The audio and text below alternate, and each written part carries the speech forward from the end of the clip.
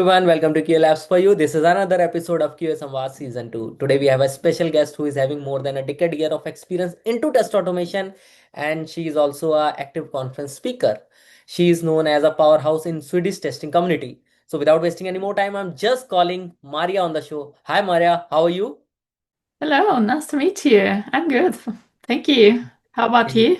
Yeah, all good. I'm just excited to start the conversation. I think it would be a good start if you could give a little intro about yourself to our audience. Yeah, sure. I'm a quality engineering leader working in QA space for a while, more than 10 years. I don't, I didn't count actually. Yeah, it's more than 10 years now. And I'm based in Stockholm, Sweden, working as a consultant. And I have assignment currently on a public transport system company.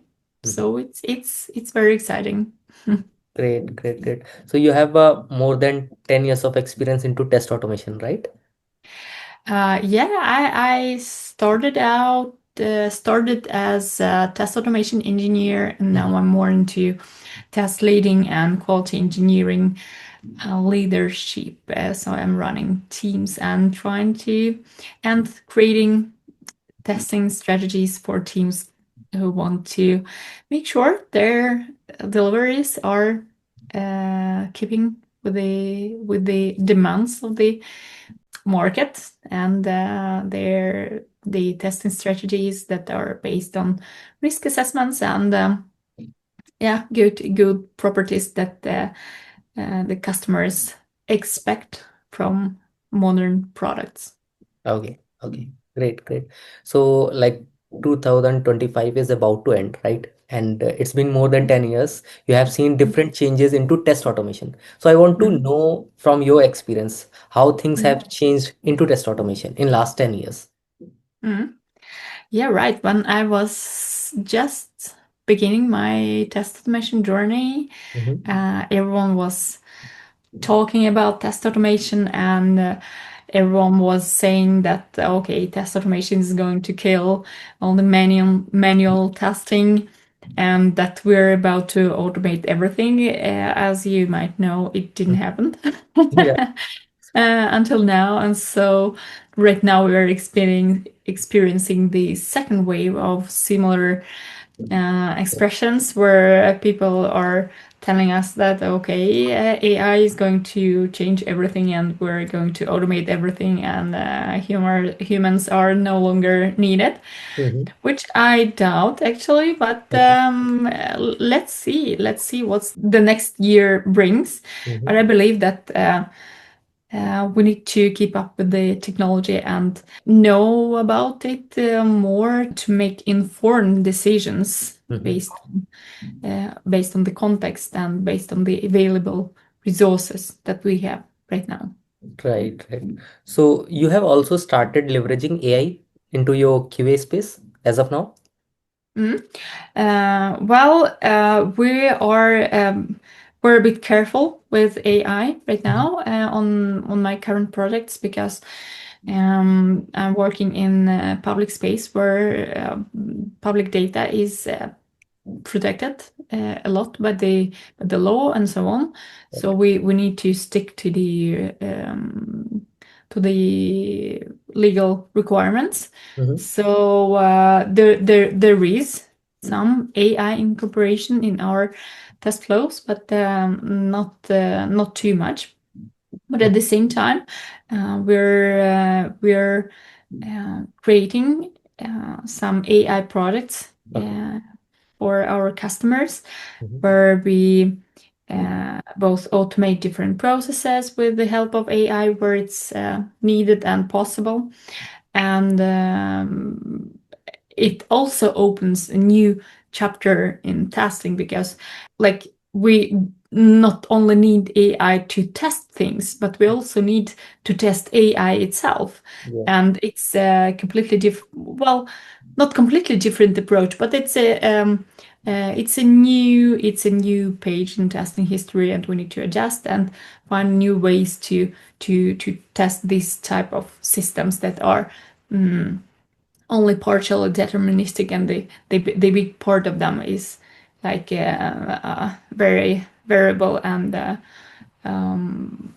some of the old approaches, they don't Mhm. work, some of them work, and we need to kind of adjust and create new ways of testing. Right, right, right. So, the concern you have raised about the security, that I have Mm, seen in my organization also, and I guess it is common mm, to everyone. So, do you think is there any way to mitigate this one? Because we have to use AI anyhow. Right mm, now in the industry, everyone is pushing like you have to use AI. Even I mm, have seen in some of the cases where AI is not needed, but the kind mm, of pressure we are getting from the yeah. management or from the upper level, we have to think that anyhow we have to use AI, right? But Mm. security is another concern. So do you think is there a way somewhere we can use it without any security concerns? Well, there are Mm-hmm. quite a few industries or products where where companies are not concerned about Mm-hmm. the privacy and private data and user data and so on.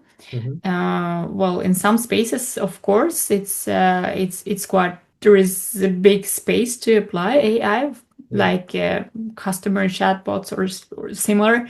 It's quite common to use AI, right? Mm-hmm. Um, but I think it's quite expensive to not to think about security of AI applications in advance, because it might cost a lot, not only in direct income loss, but also in um, reputation damage, which is kind of implicitly also results in income or money loss. As well. Mm-hmm. So I think it's very important topic to focus on, and just because AI is to a big extent quite non-deterministic, it's harder to control where data is going to kind of be used, and where it is going to be stored, and so on and so on. So yeah, it's quite important to make sure from the start that this security topic is covered in fully from different points of views.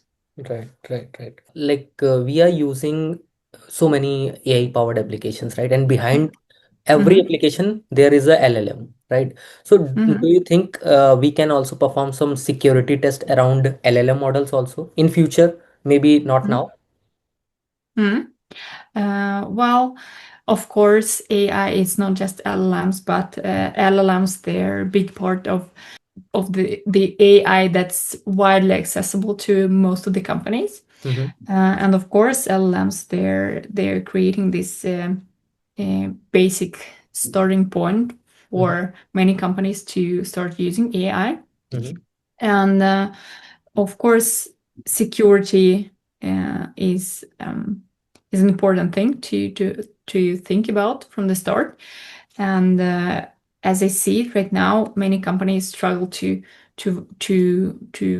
find the way, a normalized way to secure their applications.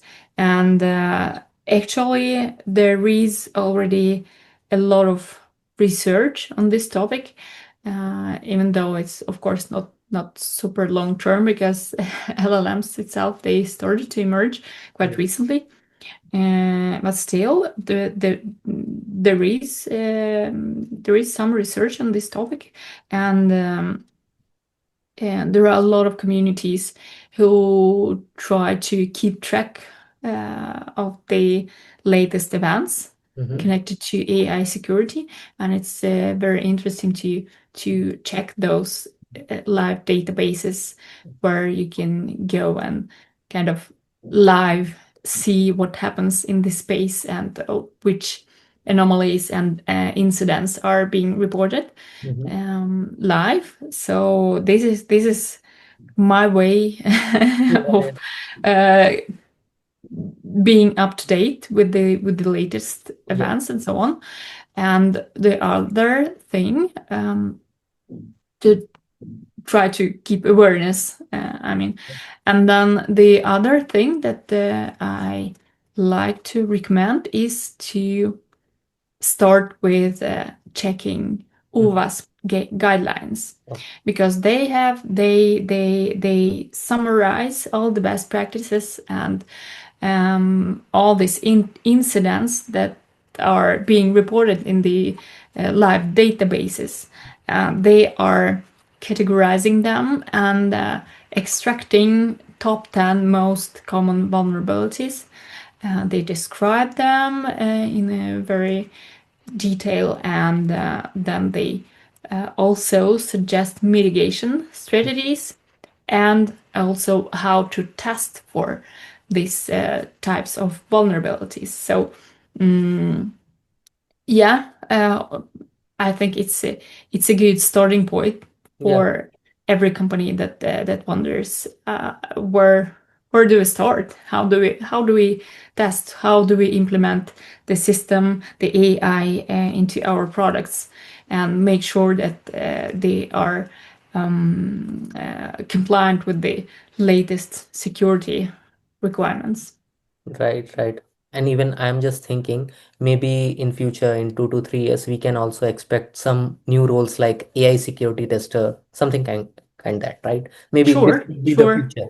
Right now, maybe this is a thing which we talk in future, but right now, in test automation space, we can see lot of AI powered code editors, right? Even AI powered tools which are supporting automation with no code, low code kind of stuff, right? Mhm. So as a professional it is very difficult to trust, right? So can you just give us some guidelines or something to think of, like yeah, we can pick this one Mhm. or this one, like in right now Mhm. on VS Code we can go for GitHub Copilot, we have Cursor, Mhm. we have GenCoder.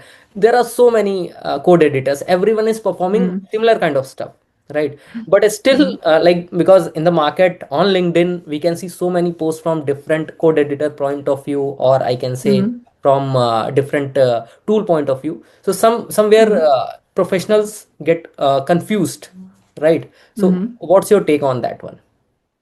Yeah, it's really easy to be overwhelmed by the amount of the news that we get both on LinkedIn and other channels, and the marketing is starting to be really, really intensive. Yeah. And well, what I would recommend is to focus on what is the most important thing that you Mhm. want to kind of concentrate on. And always we need to kind of start from the demands of the projects that we kind of work on, right? So if there is no demand to improve something, if there is no specific issue that we need to solve, Mhm. then there is probably uh, then it is probably not a good idea to just change things that Mhm. already work just because we need to implement a new AI tool, a new AI feature, and so on and so on. So always start with a specific issue Mhm. is my recommendation, of course.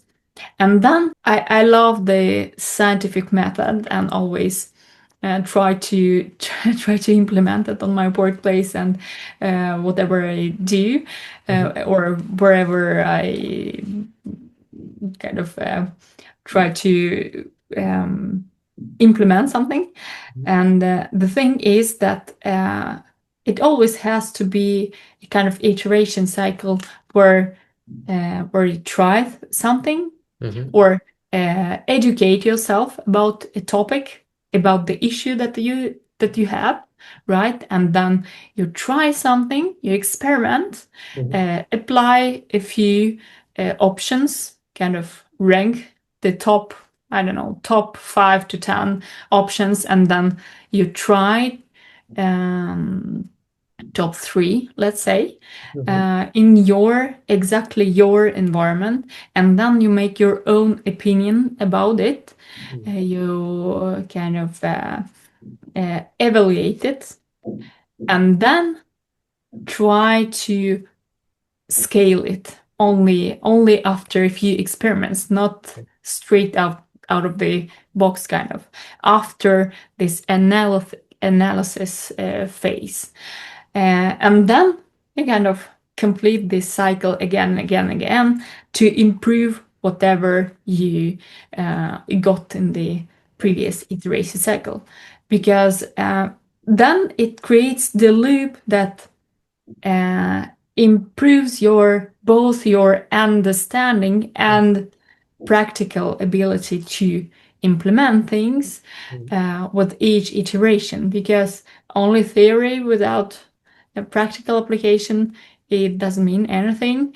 And if you if you only apply but not kind of educate yourself about the topic, and if you don't know the basics, how it works and why it works this way or not the other way, it also creates this disconnect between reality and theory. So I think both parts, and also the analyzing part, like the analysis of the whole situation, they create this. They're really important, and they create the whole picture of what could be done in the your situation to resolve exactly your problem, and not a generic That, problem that might be marketed on LinkedIn or yeah. wherever it could be.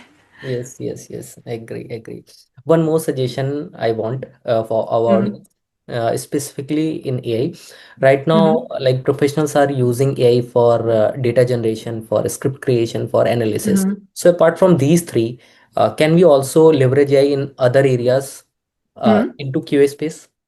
Yeah, I like to apply AI where it is, where it has its strongest pros, Mhm. and I feel like data analysis Mhm. is where you need to analyze big amounts of data. Mhm. Is the best application for this type of AI implementations, and particularly for log Mhm.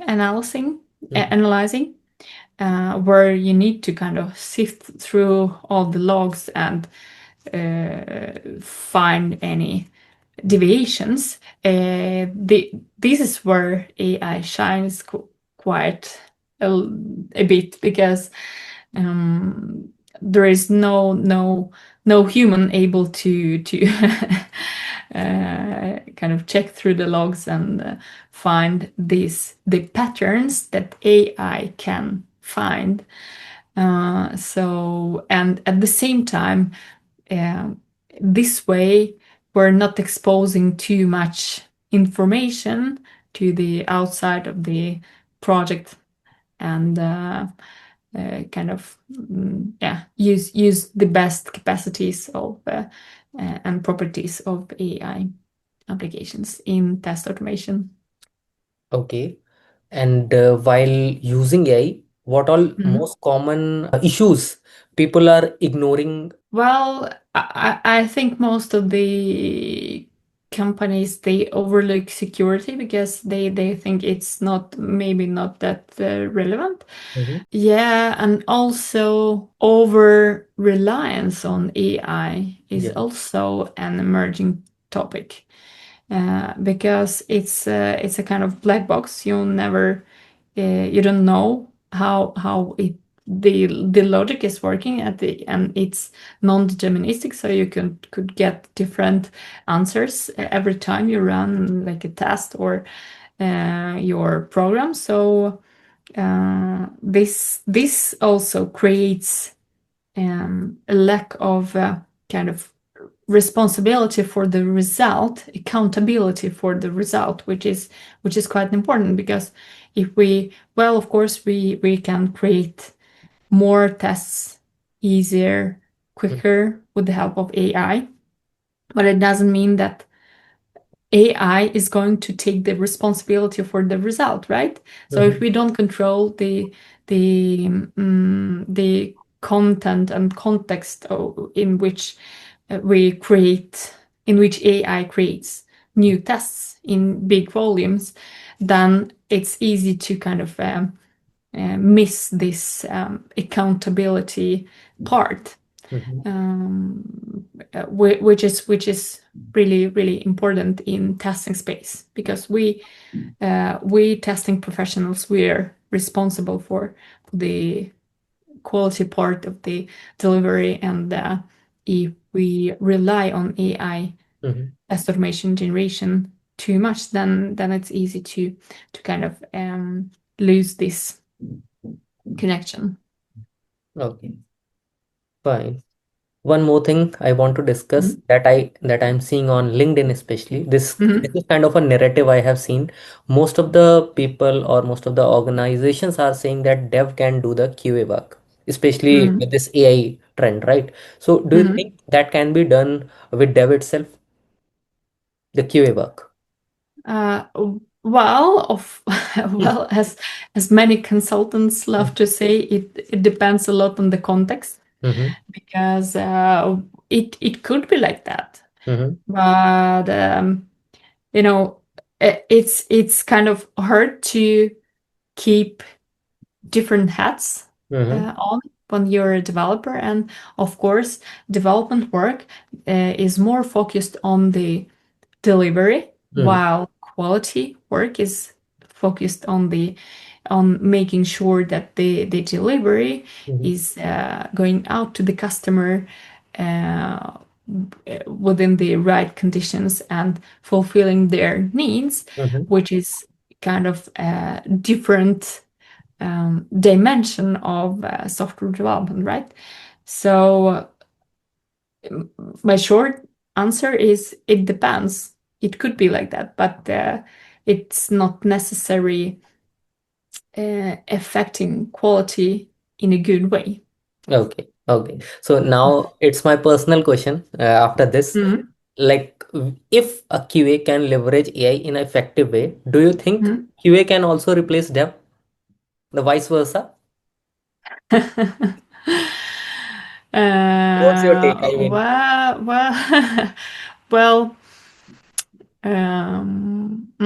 little tricky. it's a hard question. Probably not. Probably not. Yeah. Um, because to deliver a good product, Mhm. to create a good product, Mhm. you still need to have good fundamentals, Mhm. knowing how good code looks like, and checking the code Mhm. and producing the code is not the same thing, right? And if even if we are going to have Mhm. AI agents producing some code for us to check, that doesn't necessarily mean that the code quality is going to be good enough to uh, to meet customer requirements. So, and again, as we have kind of different perspectives Mhm. and different focus areas, it's going to be quite difficult to replace software engineers within with the quality engineers. Of course, AI is changing how we work, and both software engineers and quality engineers, we need to adjust and kind of adjust our perspectives a Mhm. bit, Yeah. from pure delivery to more managing how the product is being delivered. Mhm. But I still think there is future for both roles, with even more focus on quality, because because the more code is being generated, the more thoroughly we need to check it. Yep, yep, yep. I agree. I have used couple of tools, Mm-hmm. AI-powered tools Mm-hmm. for the development purpose in order to Mm-hmm. develop the websites, the back end and the front end. So I Mm-hmm. feel that like with the help of that prompting or the Mm-hmm. specific context, maybe I can generate the Mm-hmm. application, I can generate the backend code, Mm-hmm. but there would be a struggle when there would be any kind of issue because I'm Mm-hmm. not from that background, right? So debugging would Exactly. be a nightmare for me, right? Again, I have to Exactly. dependent on AI to debug that Mm-hmm. one, right? Mm-hmm. But yeah, simple applications we can develop now at least for our testing purpose or for Mm-hmm. internal purpose that I can think of right now if we start using or leveraging AI in an effective way, right? Yeah, I see a lot of space for AI code generation Mhm. on the current market because it's becoming easier to generate simple one-pager applications, which is wonderful. So everyone could create or can create their own website and so on, and that's wonderful. That's okay. Yeah. But speaking about complex applications, right now it's not 100% useful and secure to completely rely on AI generation, code generation. It Mm. might change, but today it's not feasible to replace Ac- um, Yeah. software engineering craft with Yes, yes. only AI At least, generation. at least for now. At least for now, I don't think it's going to be ever Mhm. possible because it might become more specialized, like Mhm. the coding work. I don't think it's going to happen in the next few decades that software developers are going to lose all their jobs. The software development work is going to change for sure, Yeah. but in which direction, it's hard to say. Mm. Thank you, Maria, for sharing your views on AI. Now I want to jump on to different section from your journey, Mm. that is public speaking. I know Mm. no one like is a born speaker, right? We have Mm. to practice and then only we can Mm. become a speaker, right? So I just want to understand what inspired you to become a speaker. Mm. Well, it's a long story because it starts in my childhood when I started to sing long before I could like feel confident or long, maybe not long before I could walk, but about the same time. Mhm. So I've been spending a lot of time on the stage when I was a child, and then I continued doing that during my studies, and I also participated in school theater Mhm. and so on. So I was kind of quite often on stage. And then when I became a technical professional, when I moved to test automation and testing and software development, I kind of miss this feeling of connection with the audience, miss this feeling of sharing, sharing my knowledge and sharing good, wonderful moments with the audience. So I started to think how to implement, how to fulfill this this gap. So I started to first I started to coach and mentor Mhm. junior engineers, and then I started giving lessons, and it kind of helped me to fulfill my pedagogical urge because I have the pedagogical education, and I kind of wanted to apply it in my daily work as well. So yeah, I started to speak on meetups and later on the conferences, and this year, yeah, in June, I guess, I posted on LinkedIn a question to my audience, to my network, about public speaking and why people uh, speak and present on tech conferences. Mhm. And I've got a huge response from the community, both from experienced speakers and from newcomers. And the motivation ranges from like, yeah, I just want to share my knowledge, to I want to be on stage because I like this feeling of being in the spotlight and like being highlighted and so on. So it's very, very different, and there are a lot of reasons to speak from a big stage, and it's really cool. Great. Good to hear. Mhm. Now I want some advices for the professionals who are good into technical, but they have some fear, like the stage fear or anything, right? Mhm. Like you have started from your childhood, but someone who is already experience of 15 years, now he wants to like express or share his knowledge, how he can proceed Mhm. further?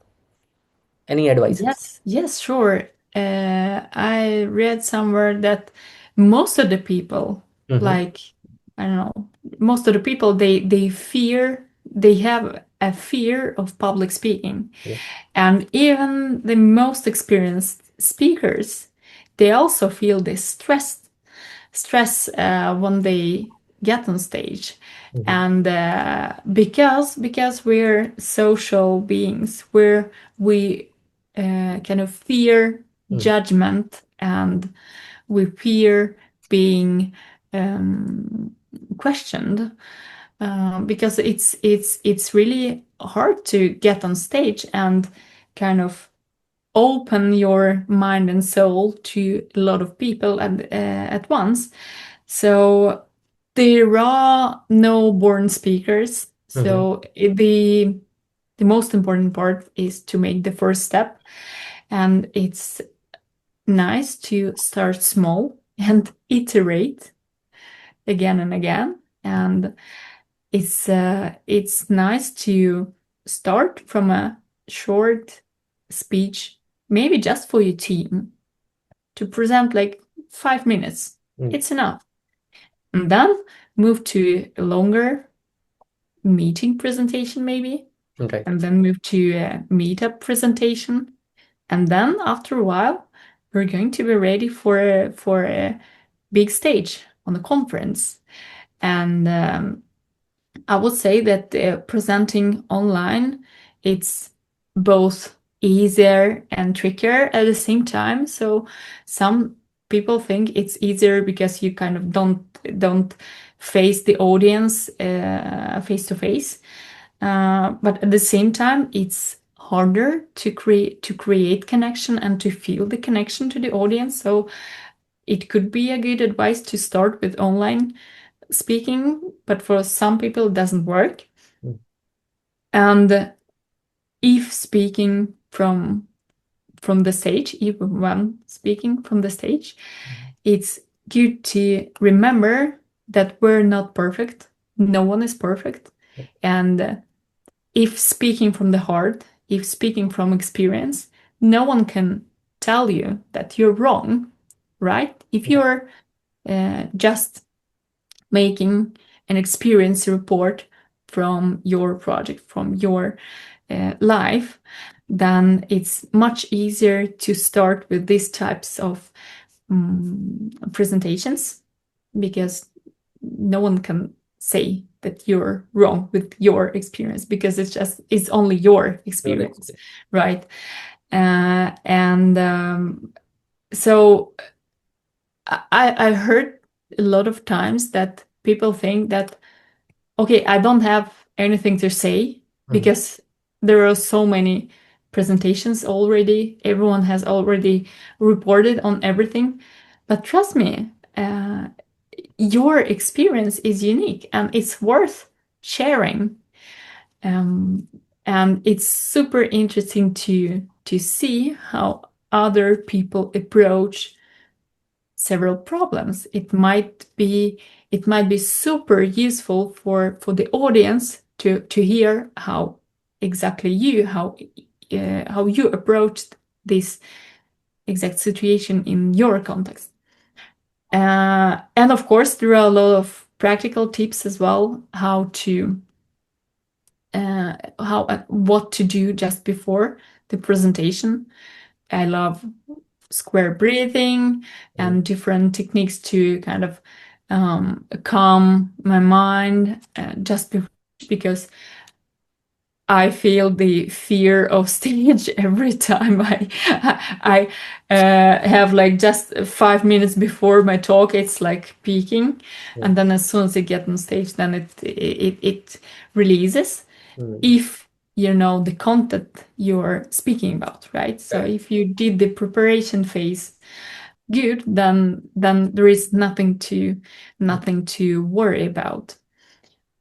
So yeah, there are a lot of tips and tricks. So if you want to know more, then you can read it in the upcoming book. But it's going to be free and available to everyone. So I collected all the advice from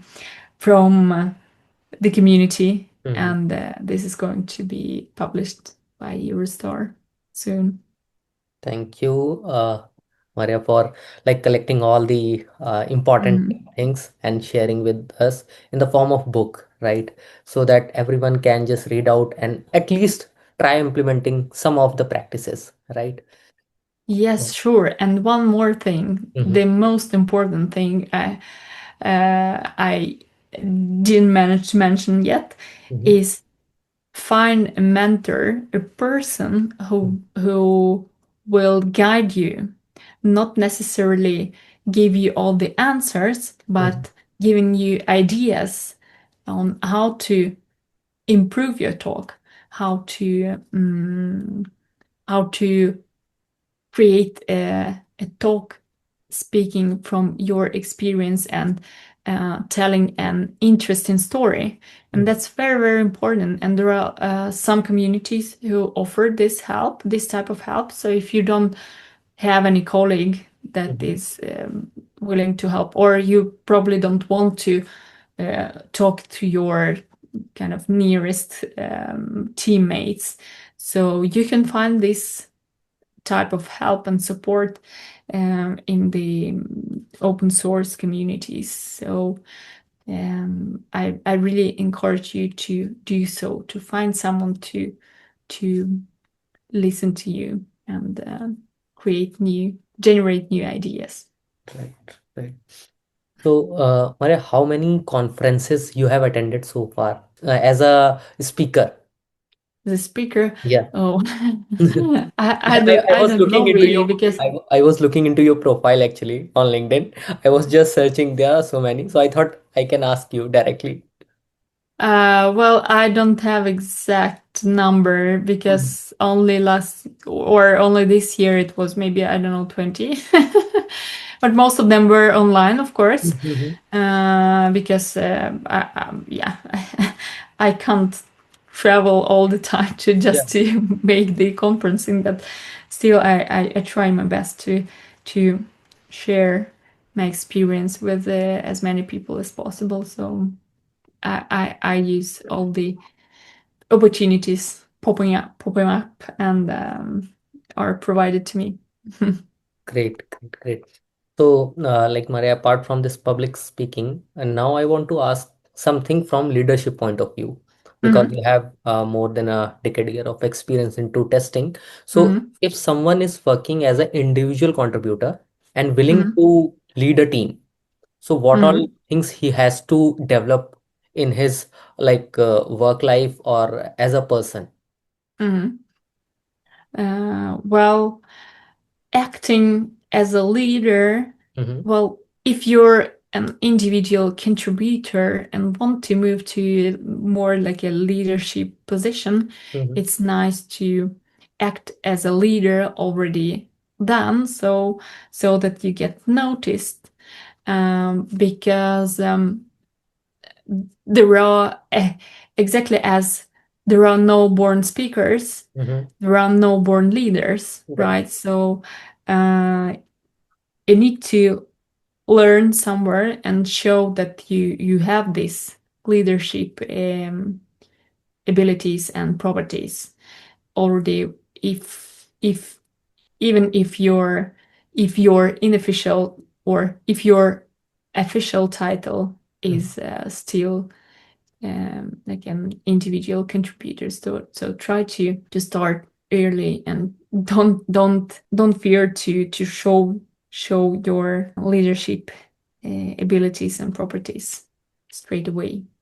Take on the more responsibilities. Take on you the hat of someone who creates more structure into the product, who creates more communication channels, who keeps up with all the changes and structures them, who take on the hat of the person who supports the team and lifts others, and who creates the creates a good atmosphere for the whole team to make sure they have the best conditions to perform and to deliver the best results. Maria, one thing I have seen in some of the projects, team get Mhm, demotivated, right? So as a leader, how we can create a environment like motivated environment or inspired environment for the team so that mhm. they can be a more productive. I think it's giving a lot of autonomy Mm-hmm. within given structure. Mm-hmm. So when we define exact goals, Mm-hmm. but give people a lot of autonomy in implementing these goals, in reaching these goals, this creates an environment where people know the direction, but they have the freedom to decide how to reach this goal. And I think it's motivating people to be both creative Mm-hmm. and to plan their activities in the best way possible and create the micro plan, the steps that they want to implement to reach this goal themselves. Mm-hmm. So that's a big thing, because micromanagement and saying exactly how and when and in which sequence you need to do things, Mm-hmm. it doesn't make sense, because we're all engineers and we know the technical side of things better than the pure management leadership. So I think it's a good way to frame this problem.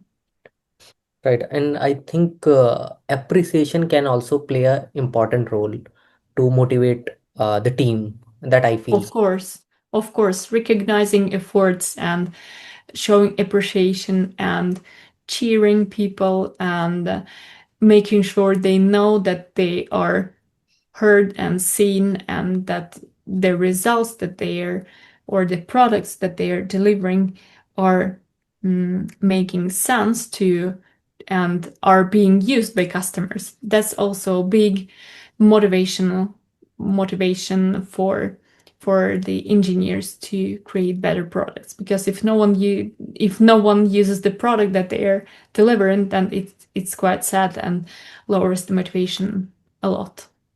Right, right, right. So now we are in the last segment of this episode, and I want to jump on to the current job market trend. Mm-hmm. Okay. So, on LinkedIn, I have seen a lot of professionals who are having good experience into Mm-hmm. automation, into AI, everything they are doing, but still they are not getting the jobs. And the reason they are saying like expected CTC companies are not Mm-hmm. offering to them, right? So, what do you suggest them as a professional? If someone Mm-hmm. is asking the same query to you, what you would suggest? Well, it's quite a tough job Mhm. market right Mhm. now, and um, if only a few years ago, Mhm. only hard skills and technical skills were the most important thing that most of the companies were looking for. And now with the rise of AI and a tougher market, it has been changed, and a lot of companies are looking for professionals who not only can deliver the technical part, but also create a sense of community and create the um, can communicate well with the rest of the company and create more structure and clear communication within and outside the teams. Because AI is changing the landscape a bit, and the basics are what most of the companies are looking for, like understanding how things work, not only just blindly applying whatever libraries and tools they're using, but knowing how to explain why would you go for a certain tool or a library or a certain approach in the process is very important right now.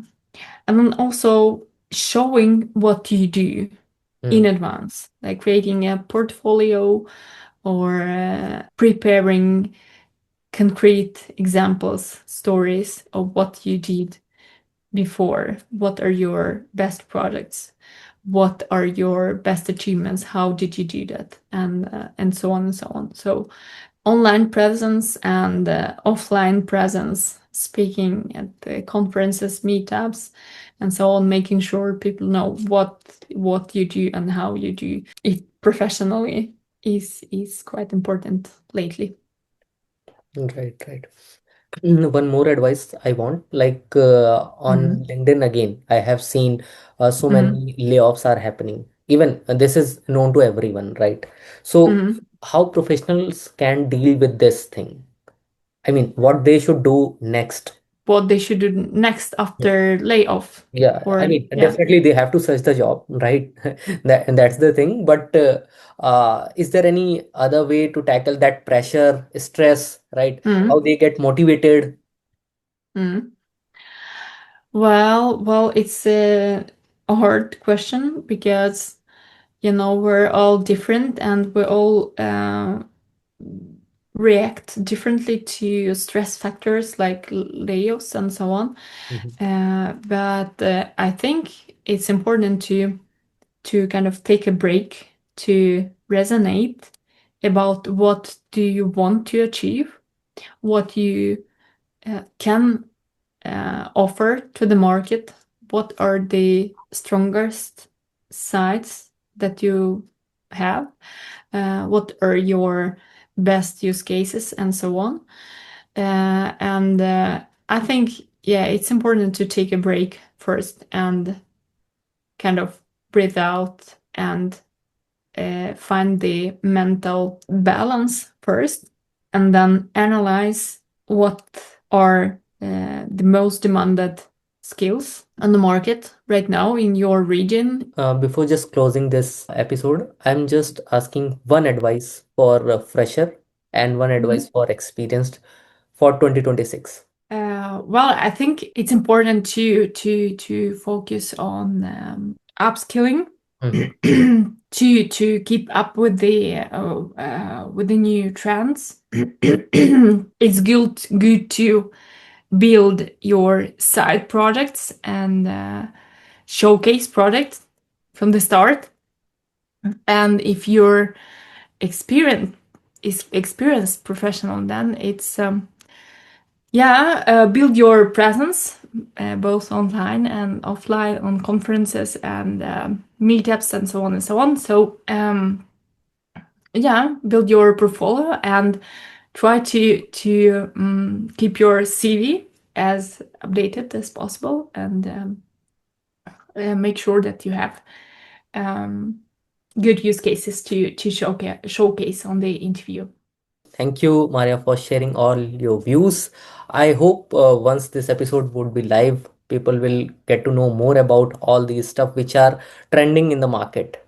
So thank you once again, and all the best for all the work you are doing for the community. Yeah, thank you. Thank you very much. It was my pleasure.